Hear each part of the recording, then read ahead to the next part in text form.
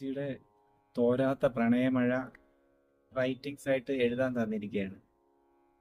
തോരാത്ത പ്രണയമഴ എഴുതുന്ന സമയത്ത്, കാരണം നമ്മൾ കുട്ടിക്കാലത്ത് തന്നെ ജീവിതത്തിൽ കണ്ട കാഴ്ചകളാണ് പലതും. അപ്പൊ ആ കാഴ്ചകളിലൊക്കെ തന്നെ ആ ഒരു പ്രണയം അവിടെ, ആ എല്ലാ കാഴ്ചയിലും ആ പ്രണയം ഉണ്ടായിരുന്നു.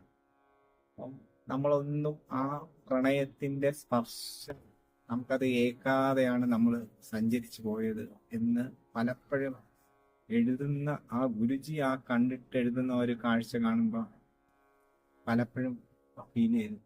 തോരാത്ത പ്രണയമഴ ഞാനിപ്പോൾ ഏകദേശം 2000 എണ്ണമാണ് കംപ്ലീറ്റ് ചെയ്തത്. അതിഗഹനമായിട്ട് നമ്മൾ ഹൃദയ ഭാഷ എന്ന് പറയാറുണ്ട്. ഓരോ പ്രപഞ്ചത്തിലെ ഓരോന്നിലും ആ ഹൃദയത്തിന്റെ ഭാഷ കൊണ്ട് കാണുമ്പോൾ ആ കാഴ്ചയിൽ പിന്നെ അവിടെ വേറെ ഒന്നുമില്ല. എൻ്റെ ആന്തരികതയിൽ നിറഞ്ഞു നിൽക്കുന്നതും ആ ഒരു തോരാത്ത പ്രണയമഴയാണ്.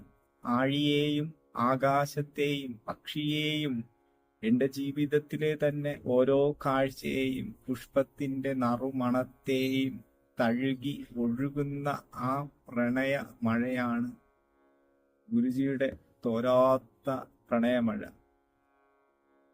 ഗുരുജി